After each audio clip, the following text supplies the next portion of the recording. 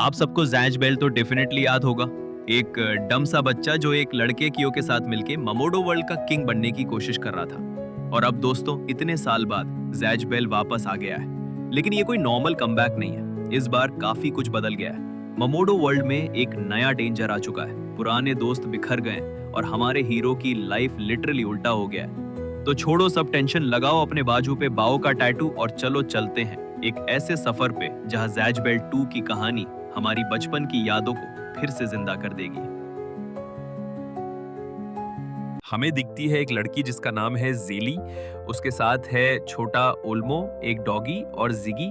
लेकिन पीछे से आता है एक खतरनाक मॉन्स्टर जो अचानक बदल जाता है अपने और भी डरावने रूप में। जेली डर जाती है और हमें फ्लैशबैक में दिखते हैं रेन, टेड और चेरिश जो बेहोश पड़े हुए हैं। जिगी के पास एक बॉटल है जिसमें है चेरिश का स्पेल। वो उसे मॉन्स्टर पर छोड़ देता है, लेकिन मॉन्स्टर निकालता है इलेक्ट्रिक स्पेल, हाँ वही जैज बेल का राशील्ड, और उसे पलटकर फेंक देता है। जिगी समझ जाता है अगर ऐसे चला तो सब खत्म हो जाएगा। वो जेली को एक कागज देता है और खुद को सैक्रिफाइस कर देता है, लेकिन जाने से पहले जेली और ओल्मो को भेज देता है धरती पर। सीन बदलता है और हम पहुंचते हैं री ओ के कमरे में, जहां पता चलता है मॉन्स्टर्स का मकसद साफ है, हर एक ममोडो का सफाया। धरती पर जेली के हाथ में वो कागज है, उसमें एक इंसान की फोटो बनी है। कहा गया है यही इंसान ममोडो वर्ल्ड को बचा सकता है, और वो इंसान है कियोमारो। जेली लोगों से पूछती है, लेकिन कोई लोकेशन नहीं जानता क्योंकि इस वक्त वो इजिप्ट में है। कुछ देर बाद जेली गुंडों के हाथ लग जाती है, तभी वही मॉन्स्टर आ जाता है। जेली टूट चुकी है, उसे लगता है अब कोई नहीं आएगा। और यहीं सबसे बड़ा खुलासा होता है, जैज अब नहीं रहा।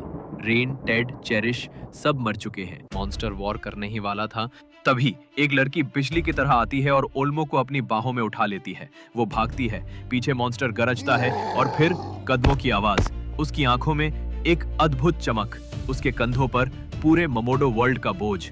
वो है कियोमारो। तूफानों में, अंधेरों के बीच एक ही शख्स है जो उम्मीद की रोशनी बन सकता है, और वो है किंग का साथी।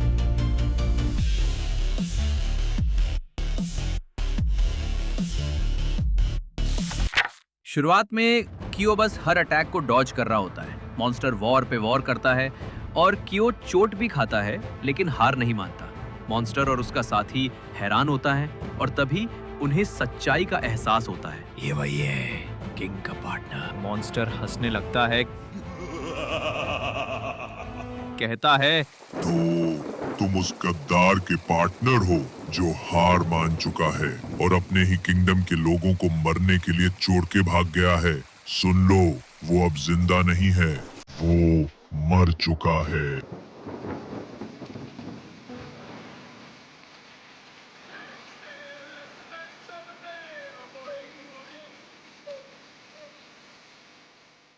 ये सुनते ही कियो के पैरों तले जमीन खिसकने लगता है और अगला ही पल मॉन्स्टर छोड़ता है, ज़ेक्रूगा।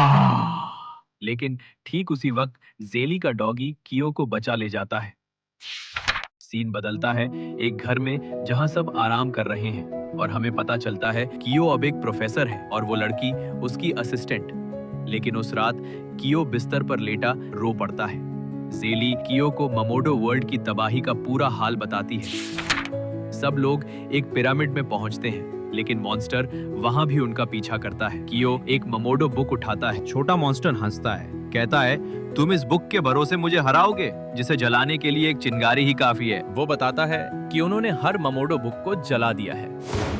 तभी कियो गरजता है, मेरे होते हुए मैं किसी को मरने नहीं दूंगा, चाहे मेरी जान ही क्यों न चली जाए। जेली को ये आवाज वैसी ही लगती है जैसे कियो और जैच दोनों एक साथ बोल रहे हों। और फिर फ्लैशबैक देखने को मिलता है जैच, जिसके पास था वो शक्ति कि अपनी ही लाइफ फोर्स से बाकी सबकी जान बचा सके, और उस पल में भी उसकी आवाज में वही अटूट जज्बा गूंज रहा था। कियो जिगी द्वारा दिया गया पेपर बुक में लगाता है और तभी सामने आता है जैज बेल।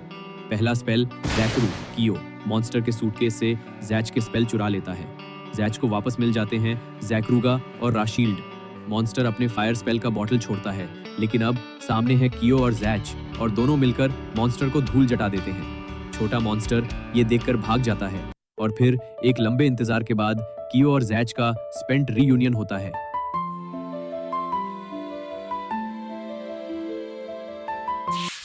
रेड बुक से कियो एक एक पेज फाड़ता है। हर पन्ना एक नई ममोडो बुक में बदल जाता है और पूरी दुनिया में फैल जाता है। एक इसके बाद कियो अपोलो को कॉल करता है और सारी सिचुएशन बता देता है। लड़ाई के बाद कियो पूछता है, ज़ेनो कहाँ है? जेड जवाब देता है, मुझे नहीं पता। आखिरी बार मैंने उसे मॉन्स्टर्स के बेसमेंट में घुसने की कोशिश करते देखा था। वो ये भी कहता है टेड, चेरिश और बाकी सब जिंदा है, लेकिन अभी कोई भी हिल नहीं सकता। मुझे नहीं पता ये मॉन्स्टर्स कौन है या कहां से आए हैं, लेकिन उन्होंने पूरे डीमन वर्ल्ड के सारे स्पेल्स चुरा लिए हैं। यहाँ तक कि मेरा बाओ ज़ेक्रूगा भी। सीन बदलता है। एक अंधेरी जगह जहां बाओ कैद है, उसके सामने खड़ा है एक डरावना मॉन्स्टर और दूर एक भयानक बिल्डिंग नजर आती है जहां बाकी मॉन्स्टर्स रहते हैं।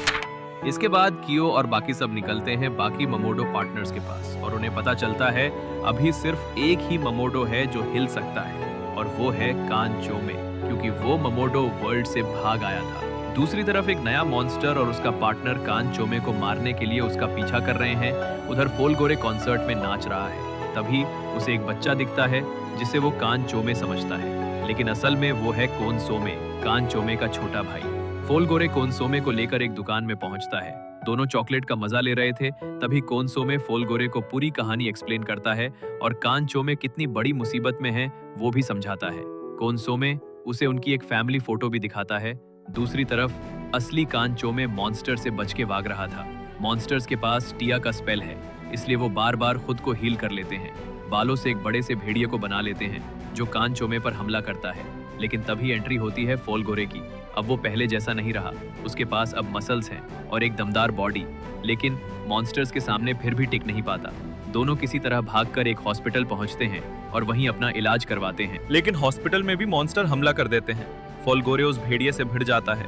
तभी मॉन्स्टर एक और पंछी छोड़ता है सीधा फोलगोरे पर हमला करने के लिए, लेकिन उसी वक्त कानचोमे की बुक प्रकट होती है और कानचोमे के गले में उसका स्पेल बॉटल भी था।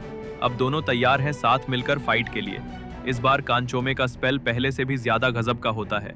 जिस भी क्रिएचर को वो अपने मुंह में ले लेता है वो उसके कंट्रोल में आ जाता है और उसका चेहरा कानचोमे जैसा हो जाता है। तो कानचोमे सबको मुंह में लेने लगता है। पंछी और भेड़िया दोनों अब कानचोमे के कंट्रोल में आ जाते हैं।